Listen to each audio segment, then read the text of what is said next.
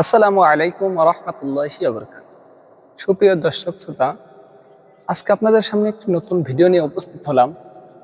আজকের ভিডিওটি হচ্ছে রোজা রেখে কোনো সুগন্ধি মাখা যাবে কিনা।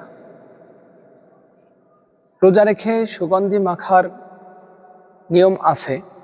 আপনি সর্বোপরি সুগন্ধি মাখতে পারবেন, তবে হ্যাঁ, এমন কোনো সুগন্ধি মাখতে পারবেন না যেটা মাখলে অন্য কোনো মুসলমান কষ্ট পাবে। আমাদের এখন দেখা যায় এমনও কিছু সুগন্ধি আছে যেটা ব্যবহার করলে অনেকে সহ্য করতে পারে না, আসলে খারাপ লাগে।